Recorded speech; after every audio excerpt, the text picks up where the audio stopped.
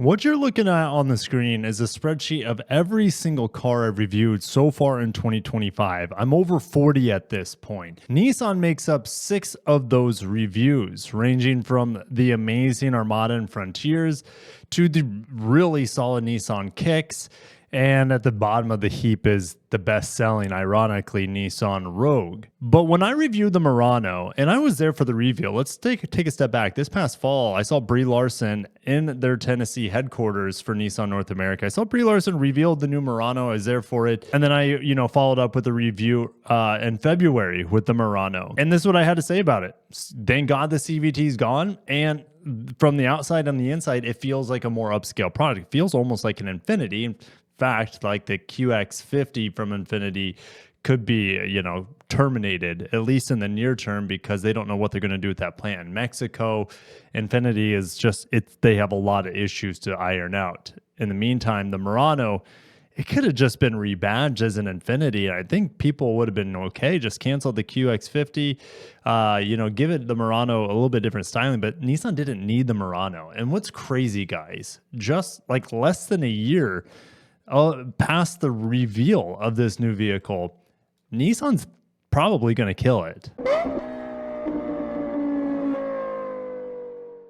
If you want Nissan to make this amazing comeback, Murano or not, make sure to smash that like button. Subscribe for more updates. Later this month, I have a big Nissan update. I can't say anything more than that, so stay tuned for that. I can't wait to share it with you all here on the channel. You guys will get a kick out of it. It's not a Nissan kick, so that's not a pun. Automotive News has just picked up a memo from the dealer side of things. In a June 3rd memo, Nissan told suppliers it has stopped development of the 2028 Murano pending a program review in July. The program for a refresh, not a redesign, because they just redesigned it. And in 2028, it wouldn't be a redesign, it'd be a refresh. So they have stopped development on the 2028 Murano refresh. What the heck?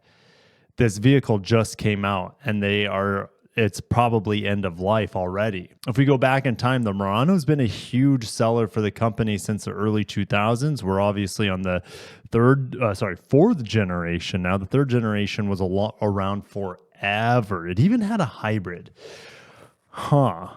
And we'll talk about a hybrid Murano today as well. But look at this. It was made in Canton, Mississippi. Now it's made in Smyrna, Tennessee. But can't believe they had a hybrid of this for 1 year. And going back in time, the front-wheel drive Murano hybrid got around 30 miles per gallon, which is a good upgrade compared to what we have now. The current one gets about low 20s, all right? So 22 miles per gallon, 23 miles per gallon. If we look at the sales of the Murano, right? I mean, look at this. In 2006, it was at 81,000 units. 2016, 86, almost 87,000 units for the two-row crossover Murano. Ever since 2018, which also peaked 80,000 units, it's been in free fall because the vehicle had just been around for too long at that point. With the third generation in 2023 had 31,000 sales in the United States. In 2024, we're about halfway through the year, and it's going to outsell what it did last year for sure. But is this the vehicle Nissan needs? And the answer is, in my honest opinion, absolutely not. They don't need the Murano. The Rogue and the Murano are kind of in the same space. And what does a Murano provide? Well, it provides more power, has a bigger engine, has a 4-cylinder turbo with a 9-speed auto instead of a CVT 3-cylinder turbo that the Rogue has. Nissan just needs to have one product between the two, right? They kind of occupy the same space, the Murano and the Rogue. I know the Murano is more upscale, has more power, but it's like, why do you need to have two crossovers roughly the same size? One more of a budget vehicle, even though it has a platinum trim, and the Rogue, and one, should have been an Infiniti, in my opinion. Check this out. Nissan has more than 5 months worth of Murano inventory, a 15% jump from the 133-day supply in March. Holy smokes. Let's look at, we're going to go to cars.com. I want to see what they have for Nissan Muranos. And I bet you can get a screaming deal on a Murano within 100, oh my gosh, within 150 miles of where I live, there's over 1,000 available. So you're going to see massive price drops on these things. Again, what is the grade tiers? I forget, Platinum, SV, and SL. There are the most SLs. I want to see what kind of price reductions we're getting here. All right, lowest price, $4,000 price drop. This is a previous generation. $6,000 price drop, $6,000 price drop here. Again, so we're seeing the SLs about a $6,000 price drop. What about the Platinums? What is this, a $6,000 price drop as well? Wow, MSRP over 50 grand for one of these things. Ay. Let's look at a front wheel drive SV. This is going to be the cheapest model you can find on the Murano, and it's still pretty expensive because it's still MSRPs for over $40,000 down to $37,000. So the lowest price I'm seeing on the new Murano is $37,000. It's a good car. It's a good buy. It's very refined feeling. The materials are really nice on it. The problem is that, you know, it no longer has a V6. I know the CVT is gone, but without a hybrid in today's market, and I'll have to come up with another video for this, but Toyota's adding battery pack lines so they can assemble more RAV4 hybrids because the new generation is going full hybrid. People want hybrids. And to get rid of this Murano inventory, Nissan's offering dealerships up to $2,000 for each Murano they take. So Nissan makes them. They sell them to dealerships, right? The dealerships aren't taking them, so we have to sweeten the deal and give the dealerships money just to take these Muranos off the assembly line in Smyrna, Tennessee. According to Edmunds data, the Murano isn't one of the top 10 cross-shopped models for any competitor model in the industry. Let that sink in. The Murano doesn't exist in the minds of buyers whatsoever, at least at cross-shoppers outside of the brand. Inside of the brand, inside the Nissan brand, yeah, I mean, if I have a Rogue, I would absolutely think about getting Murano because a Murano is a much better vehicle. And they're even struggling to sell it against the Pathfinder, which I haven't reviewed this year, but the Pathfinder is also a fantastic Nissan V6 9-speed auto. Let's look for Pathfinders in my area. Again, we're looking at about $37,000 for a 4-cylinder VC turbo Murano. There's about 864 Pathfinders in my area. I can find Pathfinders for $32,000. I know it's a base grade. It's not going to have as much equipment as a Murano, but my gosh, the V6, like Nissan's V6s are essentially indestructible in my opinion. We have 32,000 3-row Pathfinders available compared to a $37,000 4-cylinder turbo with shaky reliability. That 4-cylinder turbo, that VC turbo, it doesn't have the kindest reviews on it.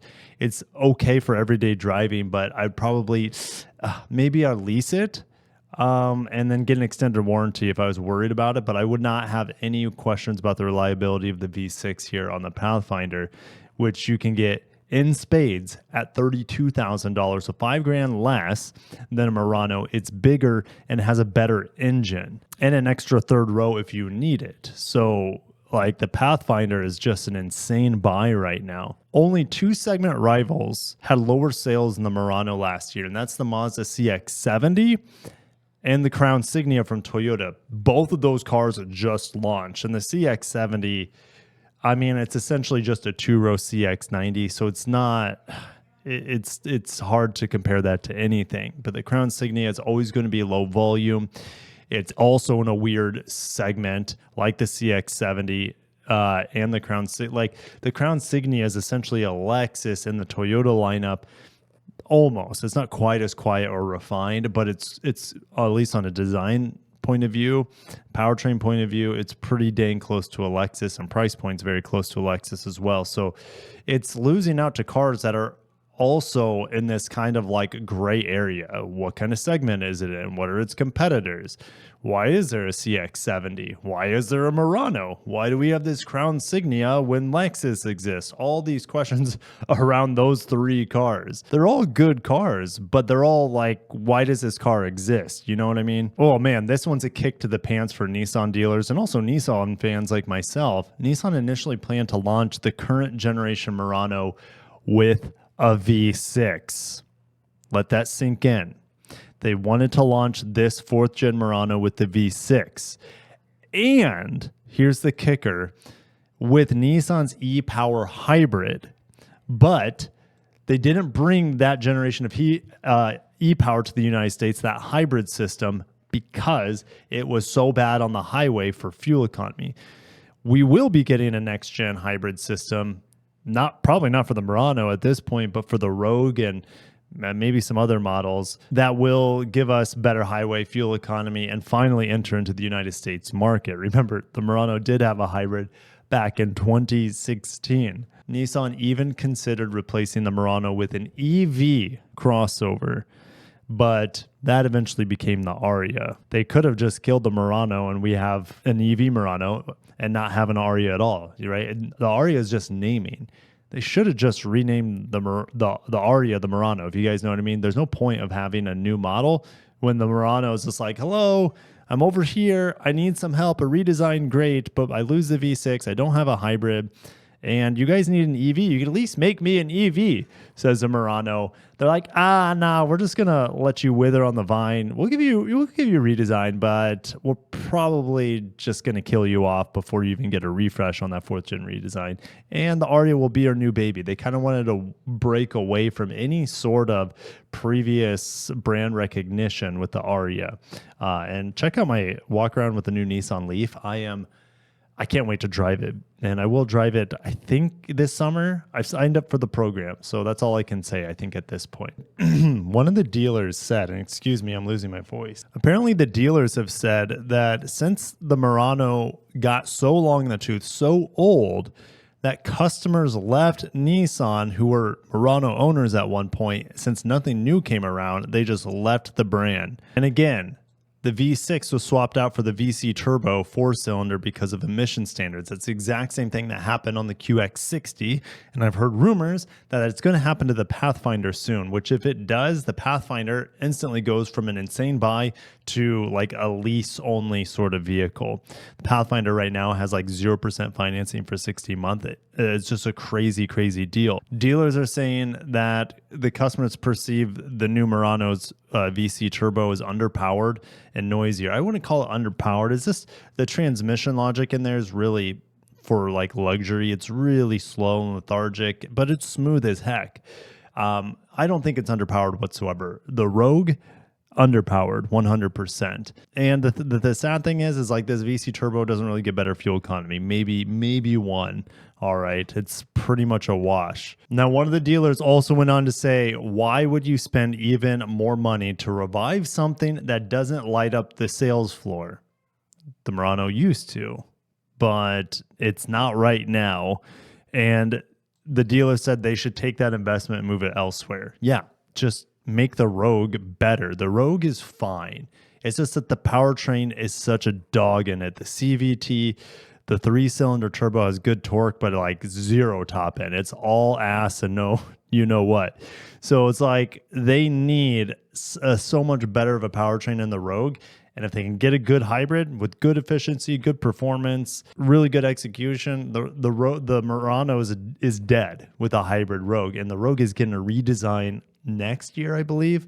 And that hybrid's coming out too. So the Murano is like, it's got no shot against a hybrid Rogue. And that's why Nissan told suppliers it had stopped development of the 2028 Murano, despite it just getting a redesign. And when you have an all-new hybrid Rogue coming, you have an excellent Pathfinder. They sandwiched the Murano, which is too expensive for what it is. Like I said, it should have been an Infiniti to help the Infiniti brand. And it's just unfortunate, the fate of the Murano. So I'm going to end it there. Are you guys sad about the Murano and it likely meeting a premature end? But it's all because of Nissan's lack of foresight and lack of get up to get this Murano out at a right time. And this model came out 5 years ago, dropped the VC turbo and the CVT and gave us a 9-speed auto with the V6. The Murano would be a totally different vehicle we'd be talking about right now. With no hybrid in the future for it, it has no shot at surviving what Toyota has coming, Honda's next gen hybrids.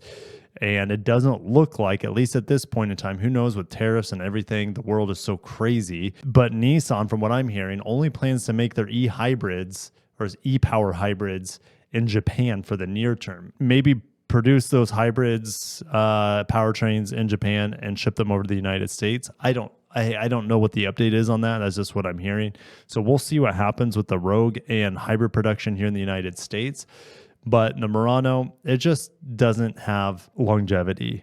All right. And everyone was surprised when it got rebooted for a fourth generation. Like, okay. All right. What's it really doing here? What's it like? Where's the niche for it anymore? It used to have that niche, but it's become the name of the Murano, which dominated in the 2000s and 2010s, is now like, they just let it wither on the vine too long, and now it means nothing. Okay, so I'll see you guys in the comments. Am I sad about it? No, not even the least bit. There's far more things to be sad about with Nissan.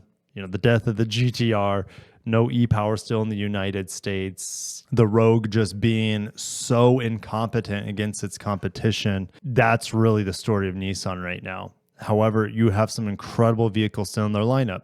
The Z, the Armada, the Pathfinder, the Frontier, the Kicks, all of them fantastic. Okay, and then you have lease specials like their sedans, like their like the Murano, like the Rogue, right?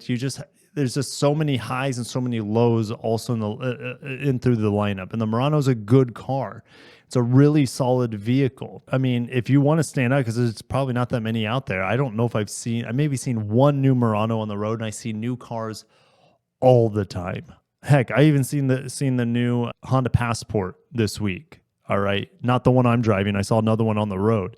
So like that vehicle's out there, and that has unique styling. Like the Murano styling, it's unique, but is it really going to pull people in the brand? The powertrain's not going to pull people into the brand, and it costs a lot of money.